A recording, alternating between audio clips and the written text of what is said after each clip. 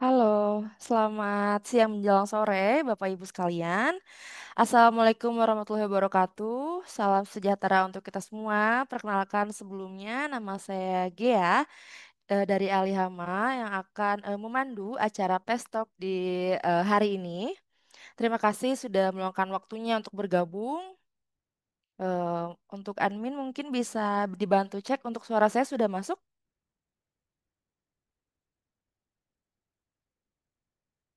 Sudah masuk. Oke, sip. Nah, sebelumnya untuk mungkin Bapak Ibu yang baru bergabung ya, sebelumnya belum pernah bergabung, mengikuti Pastok ini dari Alihama, izinkan saya memperkenalkan bahwa Alihama adalah lembaga training dan konsultan di bidang pengendalian hama. Jadi kami bergerak di bidang mulai dari rumah tangga, perkantoran, industri, hingga fasilitas kesehatan dan manufaktur. Jadi melalui program Pastok ini juga untuk memberikan edukasi, tips praktis dan solusi efektif untuk pengendalian hama yang aman dan ramah lingkungan. Oke, next. Oke,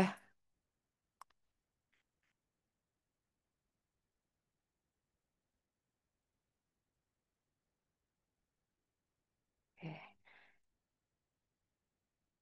Nah, untuk pada pestok hari hari ini kita akan bahas topik yang sangat relevan ya bagi dunia industri yaitu pengendalian hama di industri manufaktur. Jadi strategi efektif lindungi produksi dan reputasi. Seperti yang kita ketahui juga, industri manufaktur memiliki standar kualitas yang ketat ya, baik dari sisi produksi maupun keamanan produk, kehadiran hama di area produksi juga bukan hanya merusak bahan baku dan fasilitas, tapi juga beresiko menurunkan kualitas produk, jadi mengganggu jalannya operasional juga, bahkan merusak reputasi perusahaan di mata konsumen ya, maupun regulator begitu. Nah, untuk tujuan acara ini juga melalui diskusi ini kita akan mempelajari jenis-jenis hama yang kerap menjadi ancaman di area manufaktur, faktor penyebab kemunculannya, lalu dampak yang ditimbulkan, serta strategi pencegahan dan pengendalian yang efektif. Jadi semua ini akan disampaikan langsung oleh Dr. Lin ya, narasumber kita hari ini. Kita ya yang berpengalaman sehingga diharapkan dapat mungkin membantu Bapak dan Ibu menjaga keberlangsungan produksi sekaligus melindungi reputasi perusahaan. Oke, next. Nah, untuk Bapak Ibu juga yang ingin mendalami ya untuk materinya, jadi lebih lama juga pastinya mendapatkan biaya dan juga waktunya juga ya. Jadi juga lebih efisien, biaya ini lebih murah juga begitu. Jadi kita mengadakan training online IPMM 2 hari, diadakannya di tanggal 27 Agustus di bulan ini. Bisa langsung chat dengan adminnya ya. Nah, Bapak Ibu juga bisa mengundang pest expert kami untuk program pest management in-house training for company ya. Jadi mengundang ke perusahaan Bapak dan Ibu sekalian. Nah, kami juga terbuka ya untuk Bapak dan Ibu yang ingin berkonsultasi langsung dengan admin kami mengenai kebutuhan untuk masalah hama yang dihadapi. Pelatihan dengan via Zoom ya, bisa via Zoom atau via telepon bisa menyesuaikan. Nanti bisa menghubungi admin kami untuk konsultasi seputar hama ya. Oke, nah narasumber kali ini ada Dr. Srius Milner MSI MM. Beliau pest expert dari ahli hama, lalu lulusan Dr. ITB, peneliti hama dan pestisida ITB, peneliti dan konsultan pengelolaan hama di beberapa perusahaan, peneliti hama dan pestisida di ML Research, lalu pakar hama di ahli hama, dan pakar hama di Postdoc AI, dosen tamu di di beberapa universitas. Dan izin memperkenalkan juga ya, Bapak Ibu sekalian. Kita juga ada trainer dari Alihama, ada Prof. Intan Ahmad PhD. Beliau di ahli hama, lalu guru besar entomologi ITB Bandung, PhD lulus di bidang entomologi dari University of Illinois Urbana-Champaign, USA, ahli dalam entomologi umum dan perkotaan, otoritas terkemuka dalam bidang hama perkotaan di Indonesia, baik nasional maupun internasional. Oke. Mohon maaf sekali tadi untuk sinyalnya sedikit terganggu karena mungkin kalau di Bandung lagi hujan ya. Mungkin untuk Bapak Ibu juga ingin ada yang mau berkenalan bisa chat langsung di chat Zoom ya. Oke. Nah, ini ada informasi juga dari admin untuk seputar informasi dari ahli hama juga bisa masuk grup untuk melihat ya informasi apa saja sih yang diberikan di dalam grup. Bisa langsung klik di link tersebut untuk join ke grupnya. Nah, ini pun sudah dikirimkan ya untuk konsultasi hama gratis. Bisa klik untuk konsultasi langsung, bisa langsung klik aja link yang sudah dikirimkan oleh admin kita. Oke. Nah, kita juga ada sosial medianya ya. Jadi untuk update info dan tips tentang hama, untuk Instagram expert kami ada @drlin_official. Ada juga @alihama_underscore untuk Instagram alihama. Dan YouTube di @ahlihama. TikTok @alihama.hama_. Dan snack video di @ahlihama. Nah, untuk Bapak Ibu yang mungkin minggu kemarin belum sempat ikut nih, jadi ketinggalan ya untuk ikut pestoknya. Itu nanti bisa lihat rekamannya ya. Untuk Zoominarnya itu gratis di YouTube Ahli Hama di www.youtube.com/@ahlihama. Oke, boleh mungkin kenalan dulu Ibu Bapak bisa mengirimkan formatnya ya. Nama, lalu domisili atau kotanya ataupun jenis usahanya mungkin. Jadi kita bisa kenalan mungkin dari mana saja Bapak Ibu untuk domisilinya.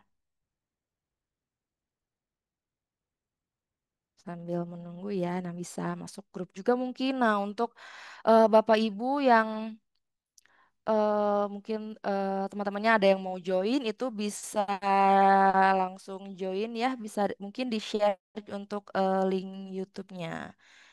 Baik, nampaknya Dokter Lin sudah bergabung. Apakah Dokter Lin sudah bergabung? Oke, selamat siang Mbak Dea, selamat siang Bapak dan Ibu peserta Selamat siang. Pestok di minggu ini ya. Alhamdulillah Ya, kita bisa bertemu lagi di program mingguan Ahli Hama. Oke Mbak Dea, oke. siang hari ini kita akan sharing informasi mengenai pest management di industri manufaktur ya. Ya, baik. Apa kabar Dokter Lin sebelumnya? Alhamdulillah baik. Suara saya cukup jelas. Halo Mbak Dea, suara saya cukup jelas? Sudah sudah jelas Ibu, Oke. Dokter Lin. Ya. Oke, siap. Ya, Udah, sekarang sesi saya untuk sudah kasih sudah materi. jelas Dokter Lin. Oke. Oke, mungkin Ya. tanpa lama-lama ya. Jadi mari sambut untuk narasumber kita hari ini, Dokter Lin. Dokter Lin, waktu dan layar saya persilakan. Oke, terima kasih Mbak Gia. Selamat siang Bapak dan Ibu, selamat sore juga untuk Bapak Ibu yang berada di Indonesia Timur. Senang sekali hari ini kami bisa bersua kembali di media Zoom untuk sharing informasi mengenai pentingnya pest management di industri. Bapak dan Ibu, seperti yang selalu kami kampanyekan bahwa pest management atau manajemen hama ini tentu melibatkan banyak pihak, tidak hanya ditanggung jawab oleh perusahaan pest control saja, tetapi juga harus melibatkan pihak pemilik fasilitas, contohnya industri atau tempat bisnis lainnya, sehingga selalu kami informasikan bahwa manajemen hama terpadu adalah satu-satunya jawaban untuk kita bisa mengendalikan hama yang memang selalu ada di sekitar kita. Nah, siang hari ini kita akan diskusi Bapak Ibu mengenai pest management di industri manufaktur. Mohon izin untuk sharing kami sharing PPT yang terlebih dahulu. Sudah nampak Mbak Gea?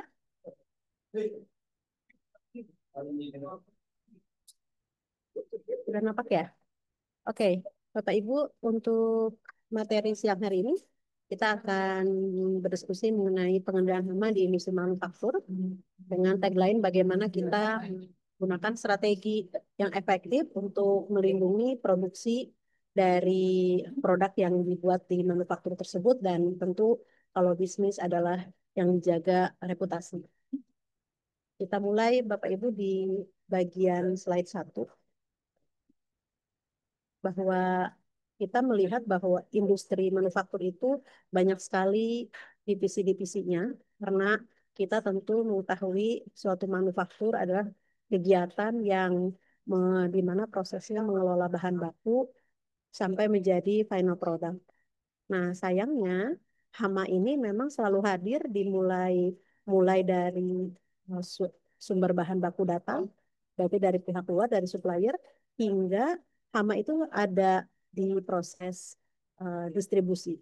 Nah, bagaimana di proses produksinya? Nah, tentu di sini hama-hama selalu siap mengintai. Nah, mengapa ini bisa bisa demikian, Bapak Ibu? Karena dari kegiatan industri manufaktur di sini pasti ada melibatkan sisi manusianya. Nah, walaupun secanggih apapun teknologi, tetapi operatornya tetap ada manusianya. Nah, kalau manusia berada, berarti hama itu ada juga di tempat tersebut. Nah, sehingga hama ini memang tidak bisa kita pandang remeh.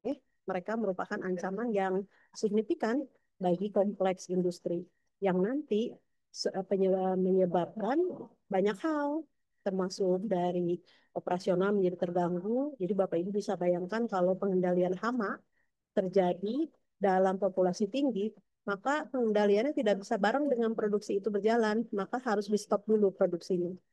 Nah, itu tentu dari hitungan waktu akan mengganggu sekali operasional dari target produk yang harus dibuat.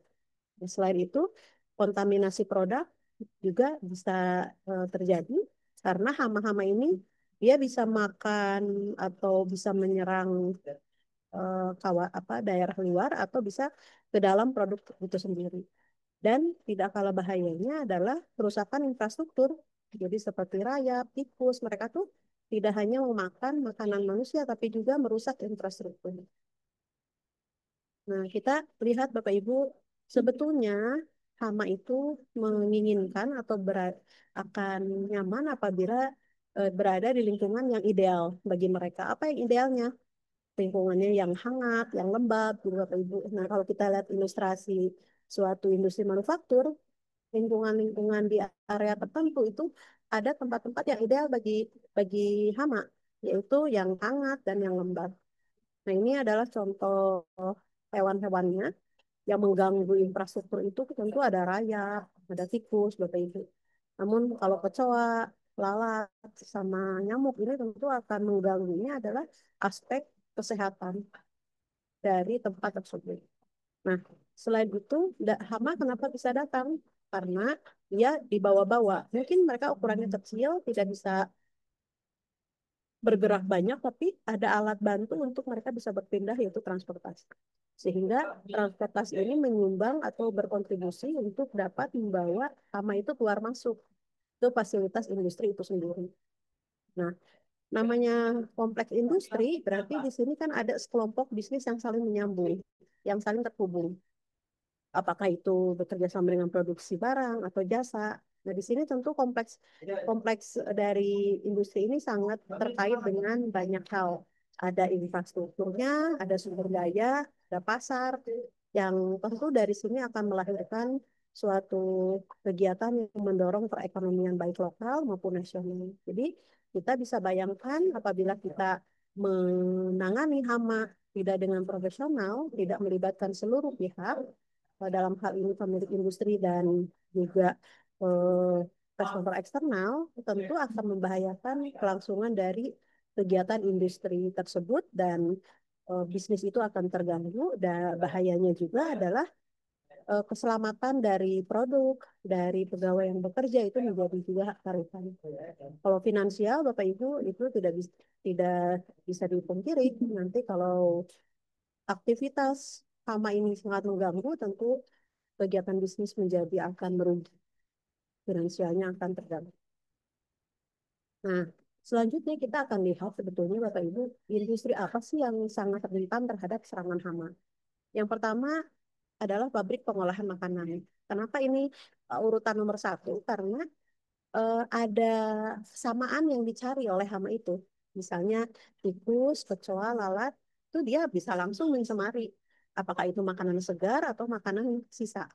Nah, sehingga nanti lama-kelamaan kalau eh, serangan hama-hama ini akan tidak ditangani dengan baik, maka bisa akibatnya ke hal yang besar seperti penutupan produksi dan tentunya akan merugi.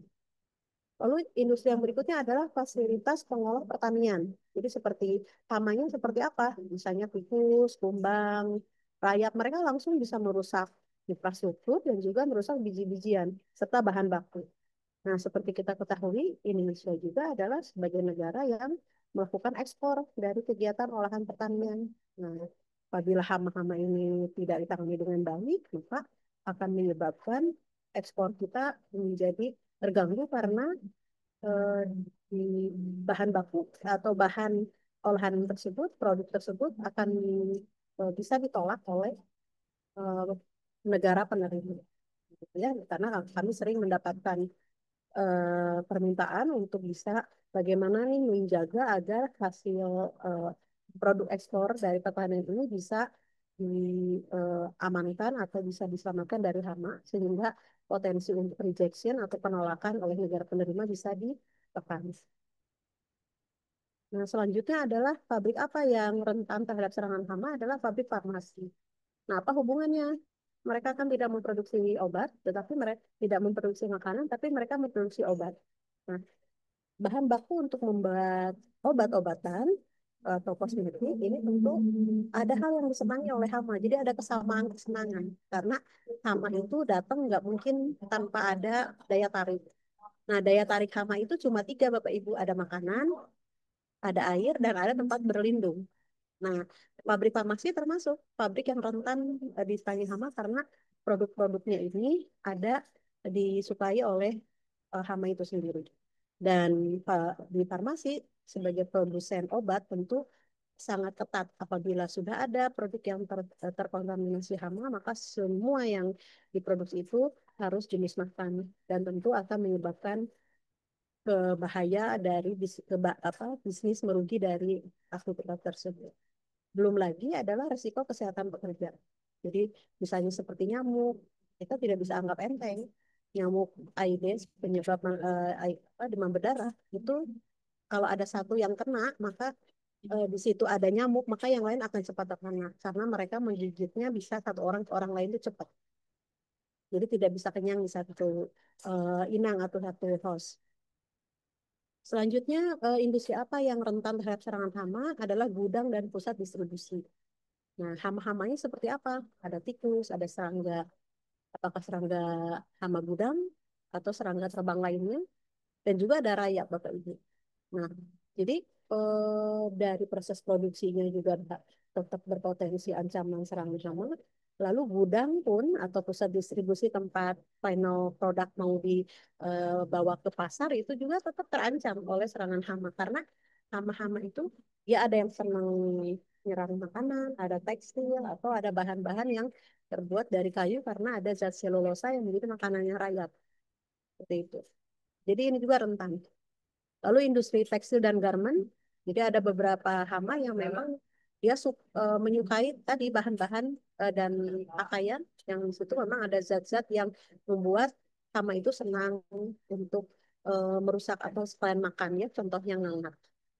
Selain itu tadi rayap, rayap itu nggak pilih-pilih, infrastruktur yang ada basis kayunya, eh, basis zat selulosa itu pasti dia akan serang. Lalu fasilitas manufaktur yang terkait dengan eh, kegiatan produksi, nah ini semua juga bangunan yang akan terancam, lalu produksi juga demikian. Selanjutnya industri otomotif, Bapak Ibu, kenapa ini juga rentan? Ya karena tadi di industri otomotif tentu infrastruktur, kabel-kabel itu juga menjadi hal-hal yang selalu ada di sana. Nah, contohnya seperti tikus, burung bisa merusak juga infrastruktur tersebut. Lalu industri teknologi seperti tempat untuk membuat perangkat komputer atau eh, media TV, ML TV gitu ya Bapak Ibu, tetap di situ ada ancaman peralatan elektroniknya bisa dirusak oleh hama. Apakah itu tikus, bisa kecoa, bisa semut, dan termasuk rayap yang nanti dia memang mengganggu pada kerusakan bangunan. Dan ada pabrik kimia, kilang oil dan gas, ini hamanya bisa di mana-mana Bapak Ibu. Karena di situ ada aktivitas manusia yang memang melakukan makan minum di sana. Dia apa, banyak menghasilkan sisa-sisa makanan. Itu tentu akan membuat hama itu bermacam-macam jenisnya. Lalu yang berikutnya adalah pusat daur ulang. Nah, pusat daur ulang itu artinya Bapak Ibu tempat-tempat limbah. Ini adalah surganya bagi hama. Apakah itu lalat, tikus, kecoa yang nantinya tentu ada efek kepada resiko kesehatan. Jadi Bapak Ibu bisa melihat dari pertama pabrik pengolahan makanan sampai pusat daur ulang, semua punya potensi atau tempat merupakan tempat yang rentan, yang gampang diserang hama. Karena apa yang disukai hamanya ada Bapak Ibu. Jadi ya Bapak Ibu ya, jadi slide ini menunjukkan bahwa kita nggak bisa berpaling atau nggak bisa menghindar dari hama karena hamanya bisa di mana aja muncul. Nah, nyamuk, untuk khusus nyamuk Bapak Ibu, bisa berkembang biak di area genangan air di sekitar kompleks industri yang nantinya tentu akan menimbulkan resiko kesehatan bagi kita. Nah, bagaimana nih usaha-usaha untuk mencegah investasi hama di kompleks industri? Kenapa penting? Yang pertama, apa saja usahanya? Karena yaitu menerapkan praktek sanitasi yang baik. Artinya memang kunci pertama apabila fasilitas industri ini ingin mencegah hama itu berkembang biak atau disukai atau didatangi, maka mau tidak mau adalah praktek sanitasi ini harus tetap. Apalagi di industri-industri yang sangat sensitif seperti makanan, farmasi itu sensitif sekali karena produknya akan dikonsumsi oleh masyarakat. Lalu yang kedua upayanya karena tadi di awal disampaikan bahwa hama itu mulai datang dari bahan baku yang masuk. Nah, berarti kita harus melihat apakah itu barang-barang, bahan baku atau fasilitas produk pendukung lainnya. Itu mau tidak mau harus diperiksa. Kita tidak bisa percaya begitu aja supplier itu dipastikan apakah mereka juga punya awareness terhadap pest management. Itu tetap harus kita lakukan pemeriksaan karena kita tahu ini pintu masuk pertama hama itu datang. Lalu yang berikutnya upaya pencegahan adalah di kompleks industri ini tentu harus dicek detail apakah ada titik masuk yang membuat si hama bisa keluar masuk dengan leluasa. Berikutnya, upaya yang bisa dilakukan adalah memantau tanda-tanda keberadaan hama. Nah, ini memang perlu edukasi, perlu pelatihan, di mana para eh, pengelola industri itu tentu ada bagian maintenance, ada bagian apa, cleaning area. Nah, itu bisa diberikan pelatihan mengenai bagaimana memantau tanda-tanda hama itu. Dan tentu apabila populasi hamanya tinggi dan belum bisa dilakukan di dalam oleh tim internal, maka harus bekerja sama dengan pihak luar supaya populasi itu bisa ditekan. Tapi selanjutnya, secara berkelanjutan itu tetap dilakukan pengendaliannya oleh unit pengendali hama internal. Sehingga ketergantungan kepada pihak eksternal tidak selalu terus-menerus karena perusahaan pengendali hama tentu fokusnya adalah bagaimana penggunaan bahan kimia. Nah, sehingga Bapak Ibu bisa melihat bahwa tahapan tersebut bisnis itu sebetulnya pemilik bisnis itu bisa mencegah akan adanya investasi atau kedatangan hama. Salah satunya tadi menjaga lingkungan yang aman dan higienis untuk bekerja. Nah, ini ingin menceritakan bahwa terkadang ada miskomunikasi antara perusahaan pengendali hama dan manajemen fasilitas. Miskomunikasinya maksudnya seperti apa? Terkadang kita memang beranggapan bahwa perusahaan pengendali hama itu bisa menyelesaikan semuanya dari persoalan hama ini. Padahal kita mengetahui bahwa ada hal-hal yang tidak menjadi ranah pekerjaan atau tanggung jawab dari perusahaan pengendali hama. Contohnya apa? Tadi sanitasi, itu harus dilakukan pemantauan atau pelaksanaannya oleh pemilik fasilitas dan industri tersebut. Lalu pemeriksaan terus-menerus. Karena kalau pengendali hama tentu fokusnya adalah bagaimana populasi yang tinggi ditekan dengan penggunaan kimia. Dan yang terpenting adalah inspeksi berkelanjutan. Nah, terkadang kalau ada masalah hama ini, upaya kerjasama ini belum terjalin. Dan akhirnya di satu sisi perusahaan pengendali hama menjadi frustasi karena disalahkan terus, karena pengendalian hama kan nggak bisa sepihak. Tapi di satu sisi manajemen fasilitas merasa merasa tidak puas karena sudah mengeluarkan sejumlah biaya, tapi masalah hama masih muncul. Nah ini memang kami selalu dari ahli hama menjembatani bahwa perlu kiranya di pemilik fasilitas, pengelola fasilitas industri memiliki tim internal, tim pengendali hama internal atau in-house pest control. Sehingga ini akan jadi aset yang nanti akan mengelola pengendalian hama itu secara berkelanjutan di tempat fasilitas tersebut. Supaya respons atau pengelolaannya itu berkelanjutan, terus-menerus dilakukan. Jadi tidak sekali-sekali, karena hama itu tetap akan mengintai, apalagi untuk industri-industri besar yang sangat kompleks. Ini kita tidak bisa mengandalkan kepada pengendali hama eksternal. Nah, oleh karena itu, kalau unit pengendali hama internal itu dibentuk oleh pengelola fasilitas industri, tentu akan memastikan pencegahan kedatangan hama itu bisa dilakukan. Sehingga tidak ada kasus populasi hama ini dalam jumlah tinggi. Sehingga pengendalian hama itu menjadi lebih ramah lingkungan, tidak selalu harus menggunakan penggunaan kimia. Nah, ini terkadang miskomunikasi di Indonesia atau di perusahaan-perusahaan ini masih seperti ini gitu ya Bapak Ibu. Nah, sekarang kita pertajam lagi. Kenapa di fasilitas industri manufaktur, juga industri yang lain, penting kiranya ada unit pengendali hama internal yang dibentuk. Karena yang pertama, keuntungannya adalah responnya cepat. Jadi tidak harus menunggu MOU dengan pest control eksternal, sementara hamanya udah muncul. Lalu yang kedua, pengendali hama internal tahu persis fasilitas mana yang rawan atau tata letak mana yang rawan akan kedatangan hama. Itu tahu persis. Kalau pest control eksternal kan tamu, jadi harus ditunjukin yang mana. Sedangkan kalau hama internal, unit pengendali hama internal tahu fasilitas tersebut karena bekerja di sana. Dan yang ketiga adalah unit pengendali hama internal bisa melakukan surveillance proaktif, artinya pemantauan yang terus-menerus, tidak menunggu hama itu tiba-tiba datang, karena kita bisa tahu pencegahan yang harus dilakukan. Ya. Nah, selanjutnya pasti kalau bisnis adalah bagaimana efisiensi biaya. Maka dengan adanya pengendali hama internal, hemat biaya itu secara jangka panjang bisa ditekan. Nah, dan yang terpenting adalah bisnis atau kegiatan dari produksi di industri manufaktur bisa terjaga dengan baik dan tidak khawatir terganggu oleh populasi hama tersebut.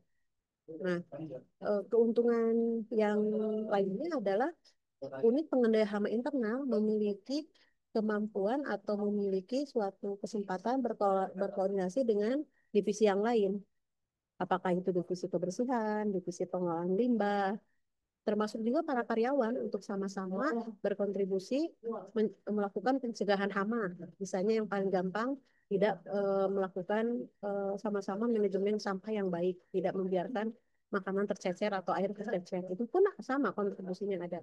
Nah, ini bisa dilakukan oleh unit pengendalian hama internal karena mereka adalah orang-orangnya di sana dan bisa leluasa untuk melakukan kampanye-kampanye di tempat itu bisa bebas hama.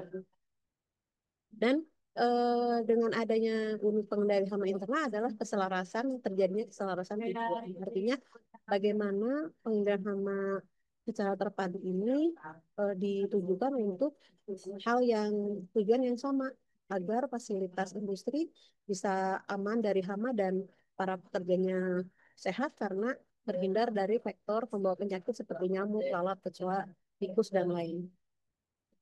Nah, selanjutnya Bapak Ibu, dengan adanya pada slide ini bicara tentang model hybrid, bagaimana melakukan pengendalian hama terpadu itu adalah mengkombinasikan antara tim pengendali hama internal dengan untuk bagian pemantauan dan pencegahan sehari-hari. Bahkan bisa bekerja sama dengan pakar eksternal untuk tugas-tugas khusus, misalnya memberikan rekomendasi bagaimana sistem pengendalian hama ini bisa dibangun secara berkelanjutan. Selanjutnya, pendekatan ini tentu akan sangat berguna bagi pengelola industri yang kawasannya luas, Bapak Ibu. Karena ini memang perlu dilakukan pengendaliannya secara berkelanjutan dan juga memerlukan tenaga ahli untuk menangani saat investasi hamanya lebih kompleks. Nah, ini untuk industri yang sangat luas. Karena di sini selain tim pengendali hama internal harus ada, karena mereka akan terus melakukan pemantauan, inspeksi, dan diperlukan tenaga ahli untuk bisa membuat suatu sistem yang nantinya pengendalian hamanya bisa dilakukan secara berkelanjutan. Ini adalah salah satu success story Bapak Ibu di Amerika, bagaimana suatu fasilitas industri besar itu menerapkan unit pengendali hama internal. Ya. Jadi mereka bisa mengurangi insiden terkait hama. Bisa juga mereka menghemat biaya manajemen hama secara tahunan. Sehingga mereka tidak terlalu tergantung dengan pihak eksternal. Mereka ada bekerja sama tapi tidak selalu menggantungkan 100% karena pengendalian hama terpadu sekali lagi tidak bisa dikerjakan seluruhnya oleh pest control company, melainkan ada bagian-bagian yang harus dilakukan oleh pemilik pengelola fasilitas. Nah, jadi kita bisa melihat bahwa unit pengendali hama internal adalah bisa melakukan tindakan yang proaktif, artinya tidak menunggu hama datang, tapi bisa mencegah jangan sampai hama datang. Dan tentunya penerapan ini tidak boleh sekali-sekali, melainkan harus berkelanjutan sehingga efisiensi jangka panjang bisa terjadi, pengendalian hama walaupun kawasan luas seperti ini bisa bisa teratur dan tentu namanya bisnis harus patuh terhadap regulasi dan juga bisa terselamatkan produksi-produksi yang dibuat dan masyarakat sebagai pengguna itu bisa aman, merasa aman dari produk-produk yang dikonsumsi. Nah, ini bisa diterapkan Bapak Ibu dengan tadi kerjasama dari unit pengendalian hama internal, pest control company, dan juga expert atau ahli di bidang HAM. Nah, sehingga memang bagaimana kita melakukan upaya untuk membuat tim pengendali hama internal sebetulnya tidak selalu harus merekrut sarjana biologi atau sarjana pertanian, bisa saja dimulai dengan tim yang kecil di tempat bisnis tersebut, misalnya bagian maintenance atau bagian cleaning service. Jadi itu bisa dipadukan, dimulai dari tim kecil yang memang nanti dilatih dulu karena hama ini ada pengetahuannya, ada knowledge-nya, ada skill-nya, sehingga mereka dibekali dulu bagaimana cara-cara melakukan inspeksi atau pemeriksaan. Sehingga di pelatihan tentu akan diajarkan bagaimana strategi dan teknologi yang pengendalian hama mulai dari yang non kimia maupun kimia. Nah, karena tidak semua metode ini cocok di suatu lokasi pengendalian hama. Nah, dari tren ini tentu dibuat bagaimana pengendalian hama itu dijalankan berdasarkan protokol yang jelas, SOP-nya jelas sehingga kegiatan surveillance-nya, dokumentasinya, dan responsnya semuanya tercatat. Kenapa mesti demikian? Karena tadi pengendalian hama ini kan berkelanjutan. Jadi bisa dibaca riwayatnya, pengendalian hama itu apa saja yang temuan hamanya, lalu pengendalian apa saja, termasuk pestisida yang digunakan, bahan aktifnya apa saja. Apakah pernah terjadi resistensi, si hamanya makin banyak setelah penggunaan kimia atau seperti apa. Nah, itu dalam dokumentasi itu akan didapatkan apabila memang protokol kerjanya sudah dibuat dengan jelas. Nah, jadi kesimpulannya Bapak Ibu untuk materi siang ini, kita tentu dari materi yang disampaikan tentu berharap dari kita semua ada aksi atau ada aksinya. Maka tentu kami dari ahli hama, pes expert di ahli hama adalah bagaimana in-house pest control itu perlu dibuat di industri manufaktur atau lain. Kenapa? Karena tadi resikonya dapat diminimkan, waktu responsnya bisa lebih cepat, hemat secara biaya. Tentu ini adalah tujuan dari salah satu bisnis adalah penghematan biaya dan mempertimbangkan untuk mempunyai unit pengendali hama internal sebetulnya adalah untuk melindungi fasilitas dan menjamin suatu lingkungan itu bebas hama. Sehingga kita akan melihat kolaborasi yang baik di mana pemilik fasilitas industri memiliki tim pengendali hama internal yang bekerja harian dan pengendali hama eksternal. Mereka akan di-hire pada saat mendapatkan kondisi populasi hama yang tinggi karena harus menggunakan pengendalian secara kimia dan juga dapat berkoordinasi dengan pest expert atau ahli hama untuk membuat rekomendasi suatu sistem pengendalian hama secara berkelanjutan. Nah, itu semua ada perannya Bapak Ibu. Karena pengendalian hama terpadu ini sekali lagi tidak bisa diselesaikan oleh salah satu pihak saja, melainkan kolaborasi dari tiga pihak, pemilik fasilitas, pest control eksternal, dan pest expert atau ahli di bidang hama. Mungkin demikian materi yang bisa disampaikan untuk siang hari ini. Tentu untuk lebih lengkapnya Bapak Ibu bisa mendapatkan di training lengkap yang memang kami buat dalam silabus 2 hari. Jadi siang hari ini kami spill-spill secara umum saja Bapak Ibu. Tapi nanti Bapak Ibu boleh bertanya mengenai topik yang disampaikan pada siang hari ini. Saya kembalikan lagi ke Mbak Gia sebagai moderator. Saya persilahkan. Oke, baik. Terima kasih sekali untuk Dokter Lin sebagai narasumber kita hari ini ya. Tadi kita sudah sama-sama belajar banyak hal penting tentang bagaimana hama dapat mempengaruhi kelancaran proses produksi ya di industri manufaktur, serta strategi yang bisa diterapkan untuk pencegahan dan mengendalikannya. Jadi semoga ilmu ini bisa langsung dipraktikkan juga ya, diimplementasikan di perusahaan Bapak Ibu juga dan juga di industri manufaktur. Keberadaan hama juga tidak hanya merusak bahan baku tadi dan fasilitasnya, tapi juga berpotensi menghentikan jalannya produksi. Jadi kan sangat merugikan juga mungkin ya untuk produksinya gitu. Baik, mungkin kita lanjut ke sesi tanya jawab ya, Dokter Lin ya. Oke, baik. Nah, eh, Bapak Ibu bisa langsung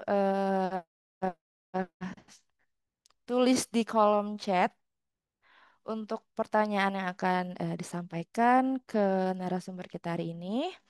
Nah, ngomongin pertanyaan nih, Ibu Bapak juga bisa bertanya lebih banyak mengikuti pembahasan dengan durasi yang lebih panjang di dengan mengikuti program training IPMM by Ali Hama yang akan dilaksanakan tanggal 27 Agustus 2025, akan mendapatkan juga banyak benefit ya, seperti ada sertifikasi yang sudah ISO ya internasional, ada juga modul yang akan dikirimkan setelah training juga, dan pastinya lebih efisien waktu dan juga biaya gitu. Nah, sembari menunggu Bapak Ibu untuk tulis pertanyaannya, kita lihat yuk untuk highlight tentang training IPMM-nya. Admin boleh dibantu untuk pemutar videonya? Nah, maka lalat memang dijadikan sebagai salah satu hama yang paling produktif dari sisi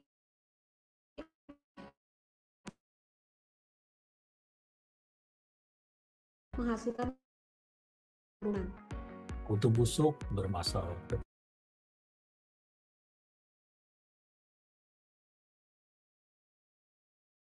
Itu kecoa pesta pora di macam bus kereta api. Sebagus apapun umpan dibuat, kalau naroknya di tempat yang tidak strategis, artinya bukan jalannya hama itu, ya percuma Bapak Ibu.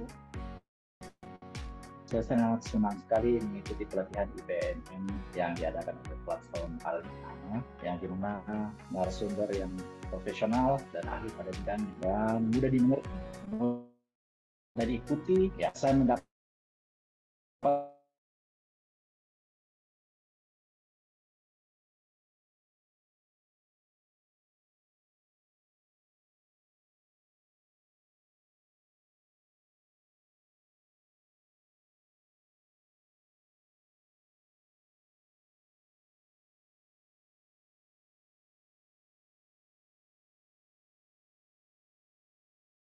Mohon maaf Bapak Ibu, mungkin ada sedikit kendala ya untuk memutar videonya.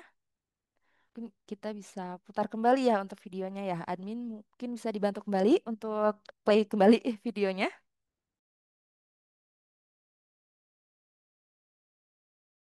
Nah, maka lalat memang dijadikan sebagai salah satu hama yang paling produktif dari sisi menghasilkan keturunan. Kutu busuk bermasalah, kecoa bermasalah. Kalau namanya nyamuk, udah kenal kita demam berdarah tiap tahun Indonesia ada masalah. Lalat itu bermasalah, segala macam bermasalah. Tapi yang jelas insektisida ini memang bahan kimia yang dirancang untuk membunuh. Nah, beda dengan repellent Bapak Ibu ya. Repellent itu untuk menolak. Apalagi kalau malam hari itu kecoa pesta pora di macam bus kereta api. Sebagus apapun umpan dibuat, kalau naroknya di tempat yang tidak strategis, artinya bukan jalannya hama itu, ya percuma Bapak Ibu.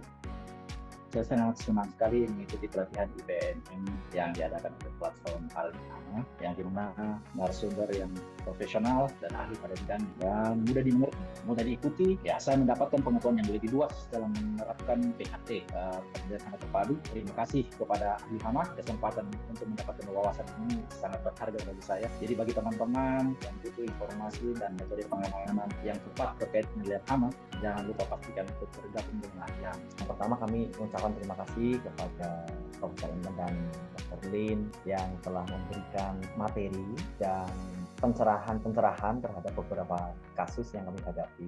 Kemudian juga memberikan kami yang pasti yaitu kepercayaan diri. Demikian dari saya, bila ada kata-kata yang salah, kurang berkenan, mohon maaf sebesar saya. Profesor Intan, Dr. Lin atas semua materinya sangat-sangat bermanfaat karena Ya, ini Pak.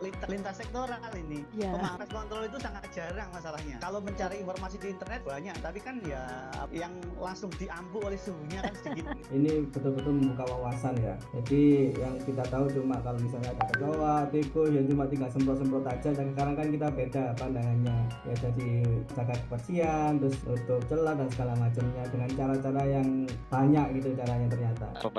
Pembelajaran yang menjadi betapa pentingnya komunikasi antar pihak baik klien maupun kontrol eksternal. Akhir kata, wassalamualaikum warahmatullahi wabarakatuh.